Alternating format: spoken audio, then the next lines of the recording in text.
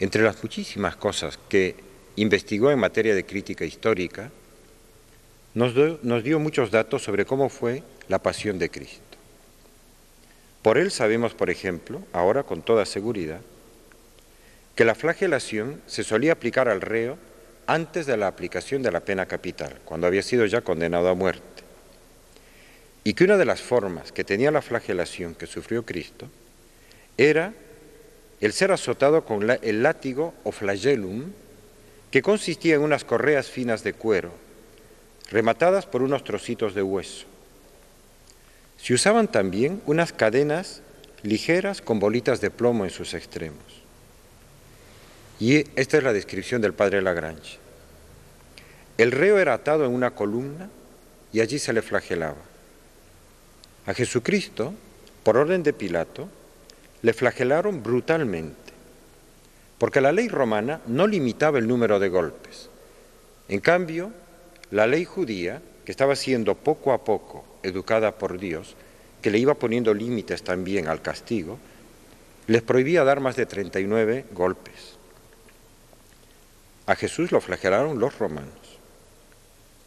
Este suplicio amorataba primero la piel, luego rasgaba la carne.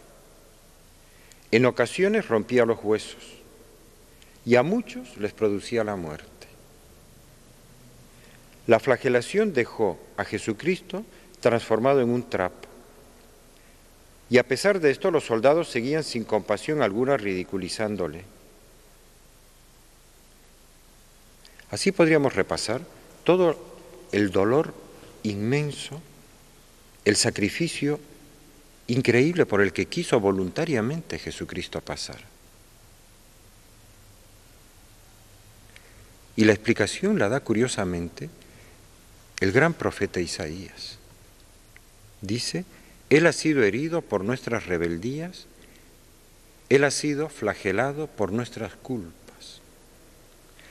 Él soportó el castigo que nos trae la paz y en sus heridas hemos sido curados. Es el sufrimiento vicario. Otro sufre por mí.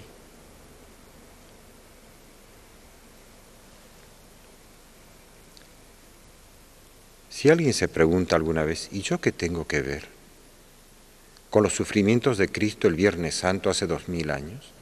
Miren cómo contesta el Catecismo de la Iglesia Católica. ¿Quién mató a Cristo? Dice así el punto 597 del Catecismo.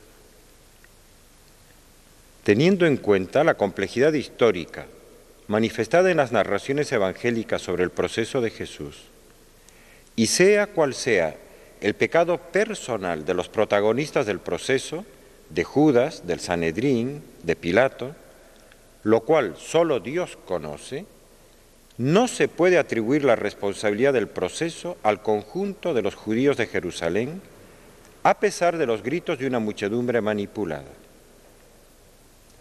El mismo Jesús, perdonando en la cruz, y Pedro, siguiendo su ejemplo, apelan a la ignorancia de los judíos de Jerusalén e incluso de sus jefes, porque Jesús dijo: perdónales porque no saben lo que hacen.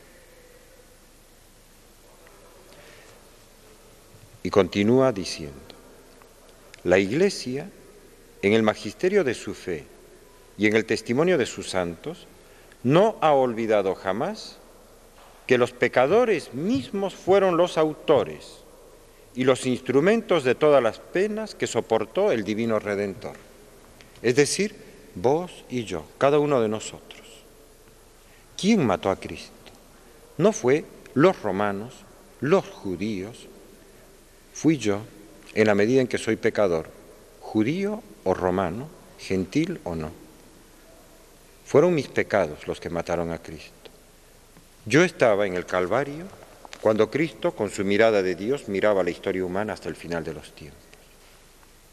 ¿Y a quién veía a 20 siglos de distancia? Me veía a mí. Me veía a mí sufriendo, pecando, viviendo, trabajando bien, trabajando mal. Mis pecados estuvieron en la presencia de Cristo el Viernes Santo. por mí padeció. También dice la Escritura que un ángel bajó del cielo y le consolaba a Cristo durante la agonía en el huerto. Y hay una santa mujer alemana del siglo XIX, la venerable Ana Catalina Emmerich, que dice que a ella se le reveló que ese consuelo no fue más que hacerle ver ese ángel o recordarle a Jesús que sufría la vida de tantísimas mujeres y varones buenos, santos, que iban a luchar por ser cada día mejores a lo largo de la historia, que iban a agradecerle su entrega, que iban a comulgar con cariño. Y a Cristo, por lo tanto, también lo hemos consolado nosotros en la medida en que nos vio luchando, que nos vio mejorando, que vio que nos confesábamos de nuestros pecados, que aprendíamos a amar la Santa Misa y la Eucaristía, que hacíamos el bien a nuestro prójimo, que hacíamos apostolado y procurábamos extender su mensaje de paz y de amor. Cada cristiano, luchador bueno, ha consolado a Cristo en la pasión. Pero es tanto el misterio que encierra el Viernes Santo. Esa gracia, como lo que hace Dios es eterno, esa gracia continúa manando eternamente del Calvario a todas las almas hasta el fin del mundo. Cuando se celebra la misa, lo que ocurre es que se abre como una compuerta cada vez que se celebra la misa y la gracia de Cristo, el perdón perfecto y eterno de Dios, desciende sobre cada uno de los que están asistiendo a esa misa y sobre la humanidad entera. La misa es el Calvario. Nosotros los vemos como dos cosas separadas a 2000 años de diferencia. Pero la misa es el amor inmenso de Cristo, que no está rabioso en la cruz diciendo, ustedes me han clavado, ahora me voy a vengar, sino que es ese padre y esa madre, porque Dios es padre y madre, que está dando su vida a cambio de la nuestra. Que tengamos una gratitud enorme.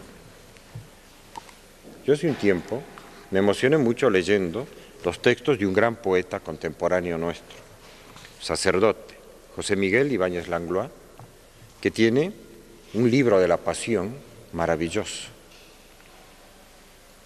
Y dice así, sobre esta eternidad de la pasión y esta eternidad del perdón, miren qué bien lo dice. El Vía Crucis tiene una longitud exacta de 500 metros. Esos 500 metros son los más largos de la creación. La teoría de la relatividad enmudece frente a esa distancia. La cruz tiene un peso exacto de 70 kilos. Esos 70 kilos son los más pesados del universo. Nuestra galaxia gravita entera en torno a esa cruz. La fuerza con que Jesús la abrazó y la subió al Calvario carece de expresión física. Es la inmensidad del amor de Dios. El tiempo que Jesús tardó en ese trabajo inconmensurable, no hay calendario solar ni cósmico que medirlo pueda. Cuando el tiempo haya borrado ya el camino del Vía Crucis, Jesús seguirá subiendo con la cruz a cuestas.